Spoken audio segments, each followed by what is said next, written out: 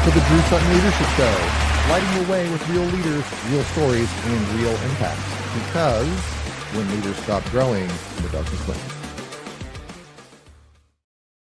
All right, welcome back to another amazing episode of the Drew Sutton Leadership Show. Today's show is sponsored by TAB, T-A-B, the Technology Association of the Bluegrass. You can learn more about TAB at tabky.org.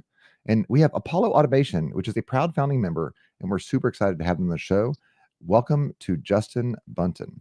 So in today's show, we're going to be talking about social monitoring and grassroots ingenuity.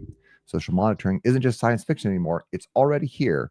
So how do we protect our homes from becoming the surveillance hubs that big business would like them to be while still enjoying the home automation that we're here to have? Today, to talk about that, we have the co-founder of Apollo Automation, building open source smart home sensors that don't spy on you. From healthcare labs to Kentucky garages, we're proving that automation can be private, local, and cloud-free. That means no subscriptions, no offshore production, and no compromises. So without further ado, welcome to the show, Justin. Hey, Drew, thanks again for having me on. Hey, man. Yeah. Hey, I'm super excited to have Apollo on. Apollo is a local company. That's exciting. But what I love most about Apollo is you guys are actually making electronics. It's like this scrappy, like built in a garage startup where a lot of guys go to college and they get their electrical engineering degree or their CS degree, and then they are immediately looking to go work at that large company. And there's kind of this feel, like I think in the 1970s, 1980s, if you wanted to make something cool, you just went into your garage and you made it. You soldered the thing, you designed the circuits, you ordered the little pieces, you put them together. And I think that we've lost that in America. But Apollo is bringing that back in a really cool way. You're not just outsourcing to China. That's why I'm super excited to have you on the show. So talk to me. How did you get started in all this? Like, how did you know, hey, I want to fight the big guys and I want to start building things for sensors for real? Yeah, thanks for making it sound so cool. And again, congrats actually on your coach award too. I wanted to say congrats on that for the year. Yeah, So, man. Thanks. For those that don't but know, we're in the same community, and I had the deep privilege. It's kind of like we do like a local Shark Tank pitch thing called Five Across, hashtag Five Across. Thank you so much, guys. And I've been coaching there for 9 years, and they elected me coach of the year this year, which was super humbling and exciting. Yeah, thanks for that. Thanks for the shout out there. of course, yeah, of course. But yeah, so thanks again for making it sound so cool.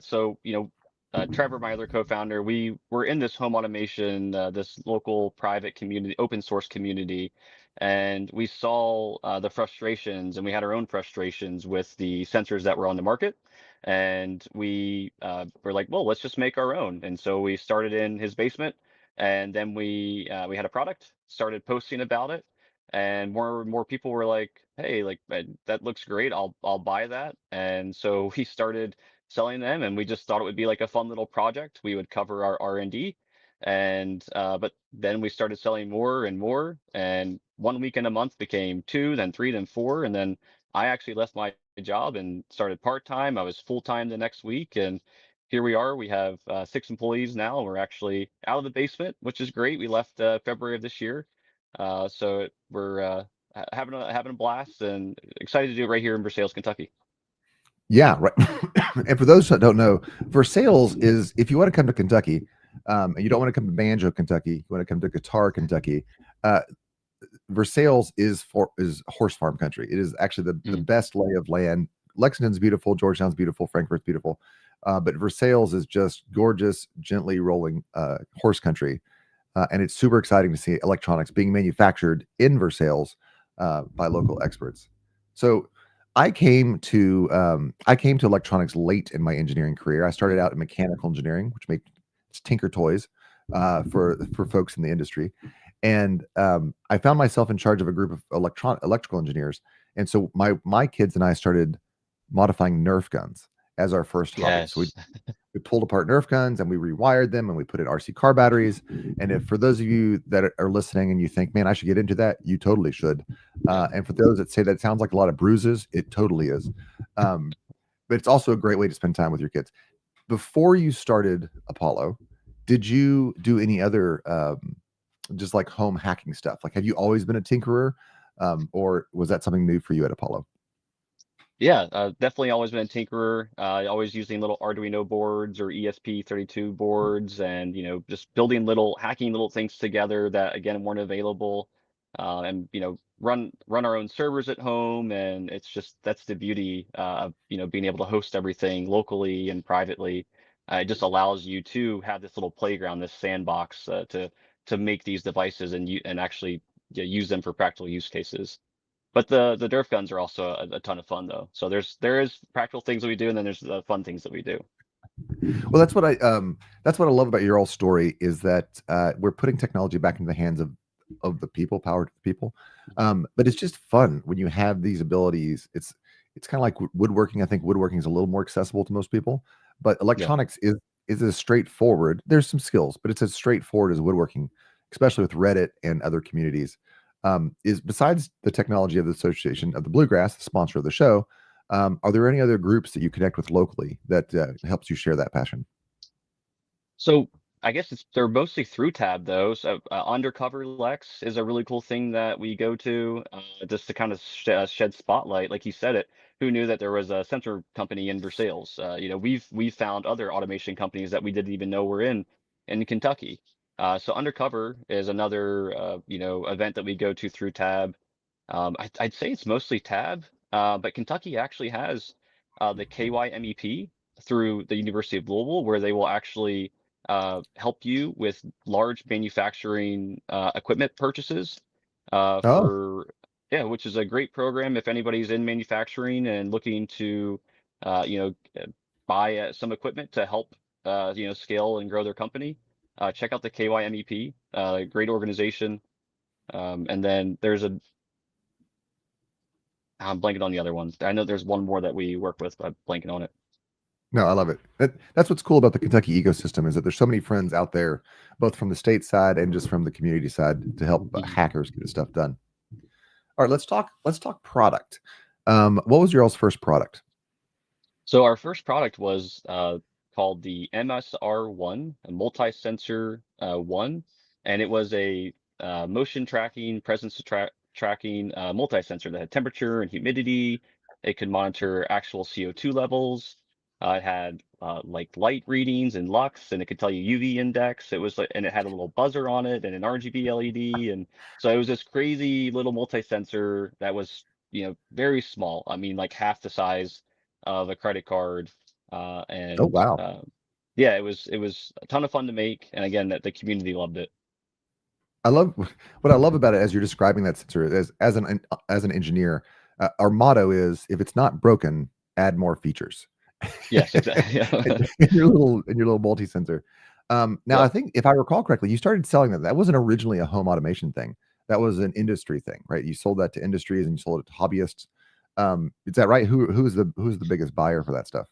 Yeah, so it was for like this home for the home assistant community, for this open source community. Ah, And then it was we would post on the subreddits and the forums and everywhere, and it was to just straight to consumers, users in the space.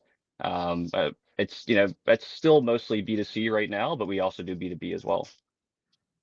so let's talk. We're going to talk B2C most of the or even B to Mhm. H, right? B to home, but Yes. B2B wise, because that is a line of business for you guys.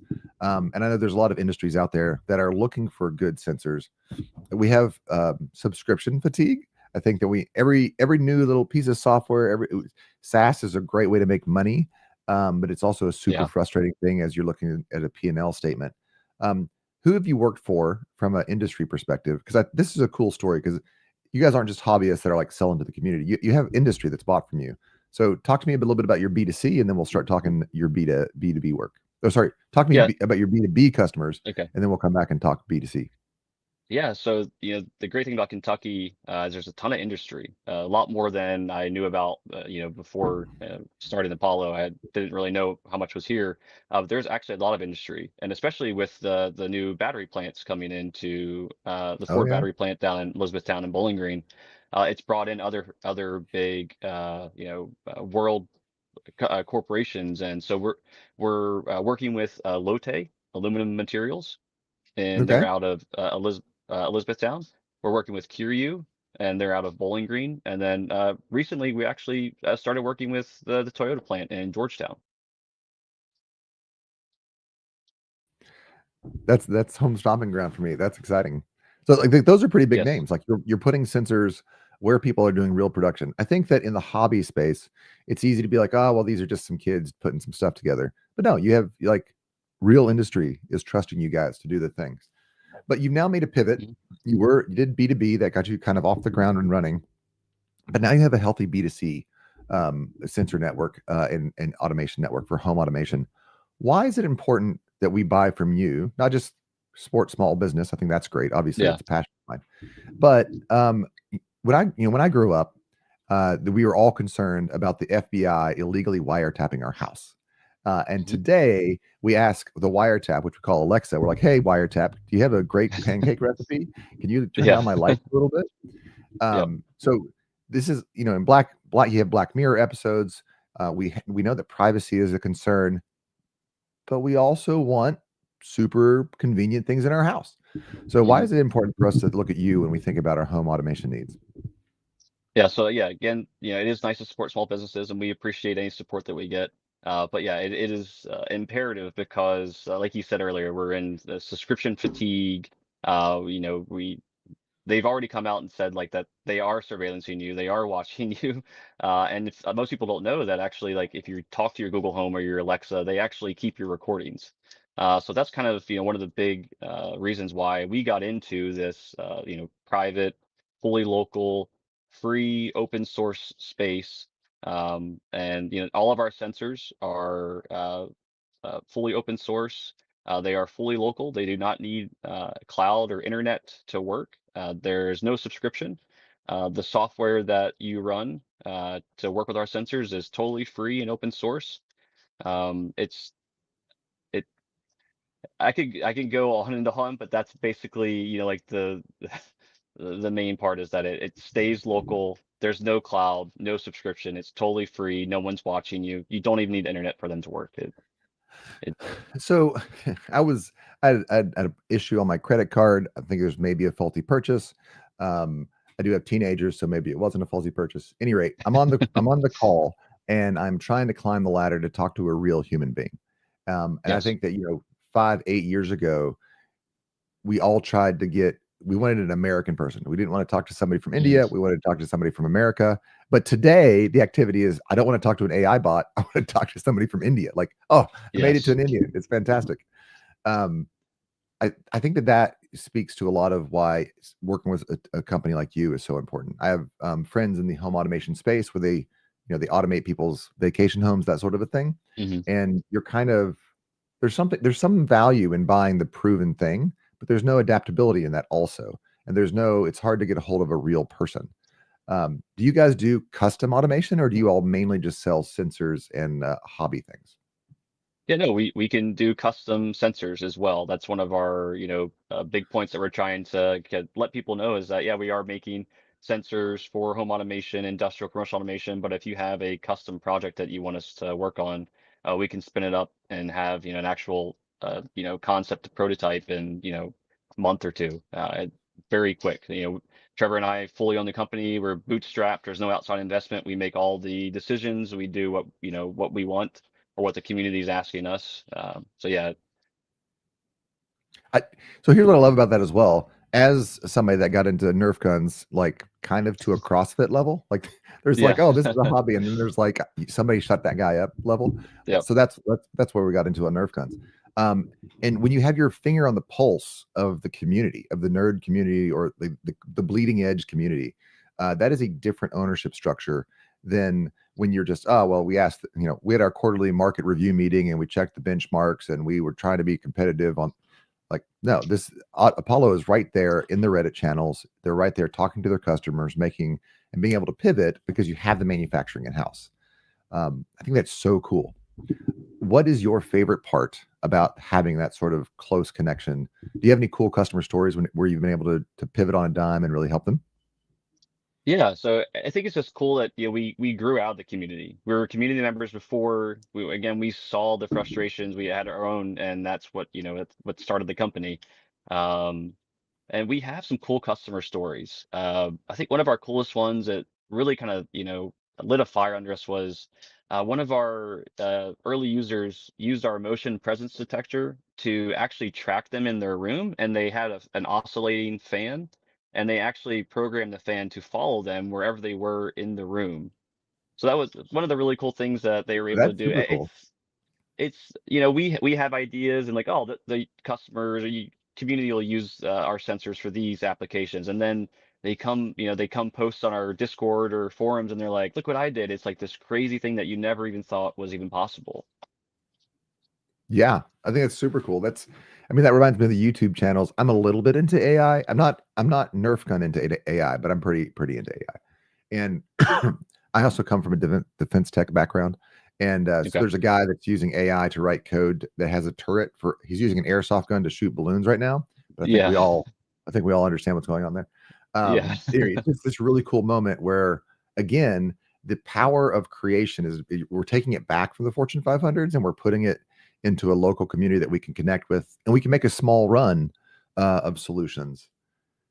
What is the big? What's the most interesting run that you've done on a set of tech of sensors or automation tech? Run, like, what do you can you elaborate a little Like more on the run? like a production run. Like, so, I mean, do you do it in the thousands? Do you do it in the tens? Like, and which one do you like better? Do you like to do the big production runs or do you like to do the smaller production runs? Yeah, so yeah, we do multiple thousand production runs of all of our main sensors, our air quality sensors, motion presence sensors, we have plant soil moisture sensors, temperature, humidity sensors. We do multiple thousand runs of those. But there are fun little runs that we do, like fun projects. I think we'll talk about it maybe a little bit later. I can bring it up now if you want, but like recently we've been doing we do an annual holiday ornament for charity. And so these Yes. are fun little projects that are kind of outside of the practical stuff that we make that are fun to design and run. So the No, small runs are definitely fun. yeah, let's talk about this right now. I'm going to throw up. Okay. This is on your website, so I'm going to throw this into the comments. Um, so this little ornament. You guys do this every year. I feel like you did Christmas trees one year, and maybe you did Yeah. a German Shepherd one year. No, I think people keep asking for the German Shepherd. We may do it next year, probably. Oh, okay, okay. But yeah, so what's really cool about this is it's just a great example of when you have that high tech skill put together with a local community guy, a set of guys in a small business who are doing big things like running real production in real manufacturing scenarios. You also get this like throw off tech, which is super neat. And this is how Apple started. This is how all the great tech companies of Silicon Valley in the 70s and 80s started. Is there was so much just raw talent right there that they could just throw off this cool stuff. So you have this really cool ornament. Let's bring that back up. Yeah. And so okay, I can buy a cool little treat for my family and friends. But why is it so important that people think about buying an ornament for their family and friends this year? Yeah. So it's very important because 100% of the profits of these go to a local charity. One's called CASA of Lexington, and they support children who are going through the court system due to abuse or neglect. And then it also does support another foundation called the Open Home Foundation, which it funds the development of Home Assistant and ESP Home and this free open source private home automation software that allows us to essentially exist as a company. So yeah, really cool gift. Yeah, Again, you can send it. It can be smart, but it's basic as well. Like you can give it to your grandma; she can use it.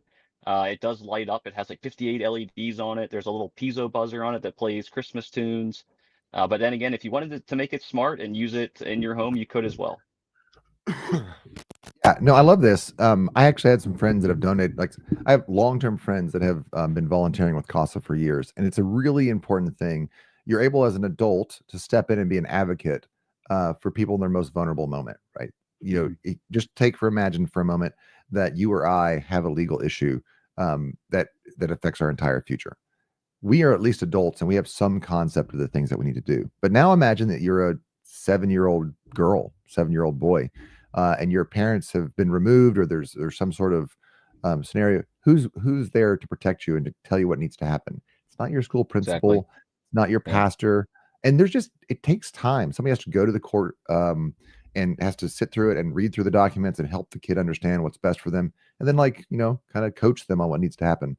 CASA is a beautiful, beautiful. I don't know if you call it a ministry. I think it's a nonprofit officially, Mm, but it's just a beautiful thing. It's one of those things that makes me happy. I'm a human, right? Like, yes. and so you guys partnering with them and supporting them with the ornaments is fantastic. So if you're watching the show and you're looking at your Christmas tree and you haven't yet put it up because you're a decent person, um, buy one of those ornaments and put it up on the tree, and then use it as a device to tell other people about the cool work that CASA and I'm actually not familiar with the what was the second one called? The The home. second one's called the Open Home Foundation. Yeah, so it's a Swiss foundation. So it can never be bought or sold, which is really cool because Oh Google yeah. and Amazon, they'll buy a company and then unfortunately they like essentially dissolve it.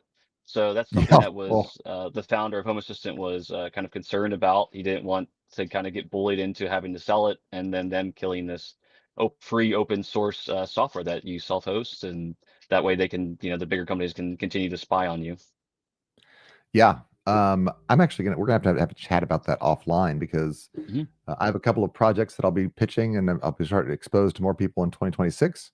But the question is, yeah, the VC world and the PE world can be very predatory. And then the big tech giants or the big pharma giants, they like to buy the small competitors and then just put that tech on the shelf right next to the Ark of the Covenant from Indiana Jones. Yep. So I love that Apollo is pretty much bootstrapped. Are you completely bootstrapped, or have you guys Fully taken a little bit of bootstrapped. investment? Nope. Totally Fully bootstrapped. bootstrapped. No outside investment. Yep. Yep. Fully America with bootstrapped. an M. I love it. Yes, Right. exactly. Exactly. But very All right. international Cool. too. I mean, we have distribution in Canada and Australia. We ship internationally. Even have sensor en route. Should be in Antarctica actually. So Wow. every continent. Every continent. I love it. Okay, so let's pivot here a little bit. I want to talk about because this is the Drew Sutton Leadership Show, and Mhm. leadership is all about strategy and planning for the future. So, what is the future of Apollo? Help me understand where you guys are going in the next 6 months, the next year. How can we get involved? What are you most excited about? So, let's talk about the future. What do you have for the next 6 or 12 months for Apollo? Yeah, so just continuing to grow, creating more jobs. One of our big things is stopping the brain drain from these engineering students, or just passionate people, passionate people that like to work with yeah, and tinkering and stuff.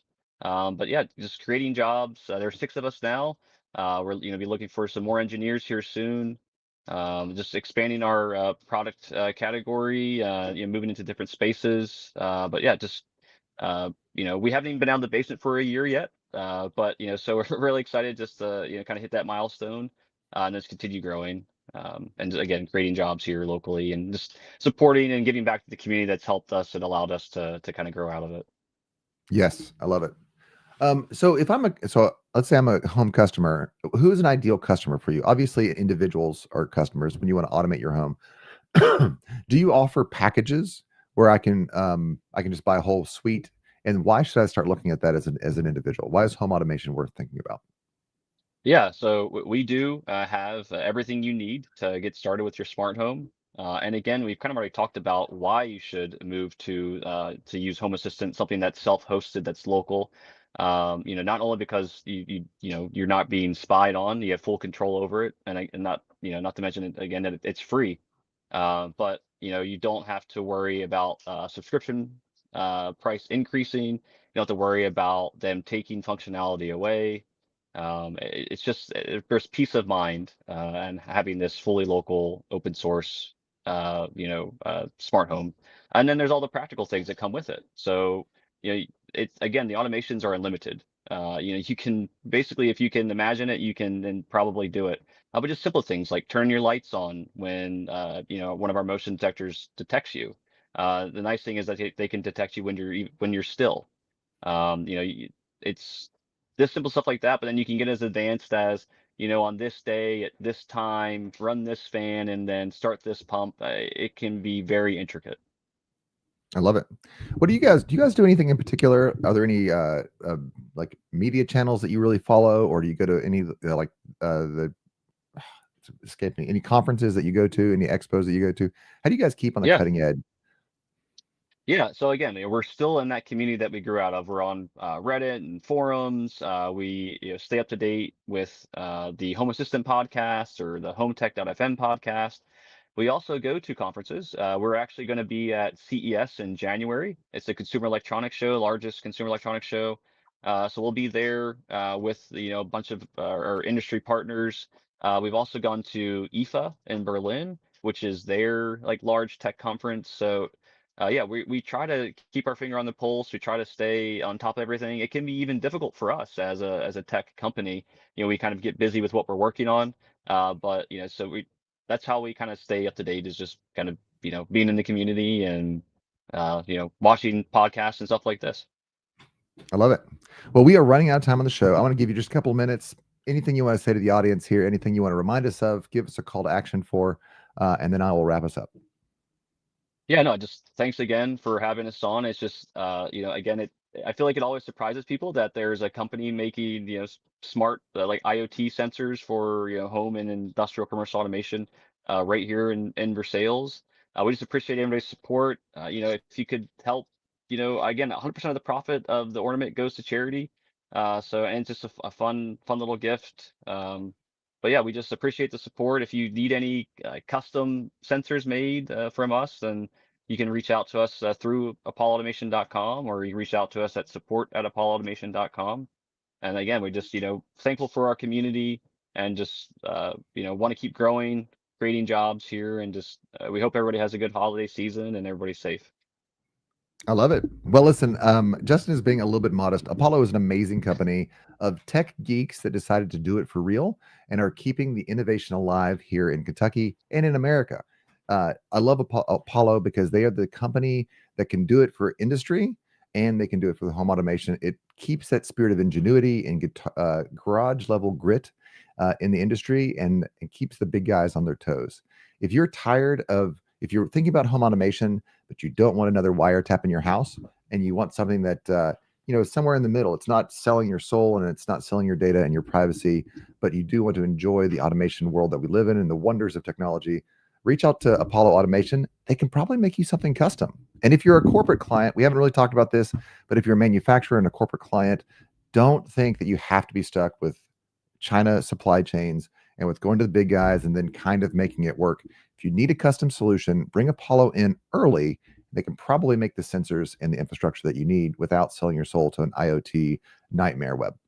So with that, reach out to Justin. You can find him at, I'll post a link for his stuff in the show. Reach out to Justin. Tell him you saw him on the Drew Sutton Leadership. Go buy that ornament, give it to your grandma, and help the great work that's happening at CASA. And with that, we are out.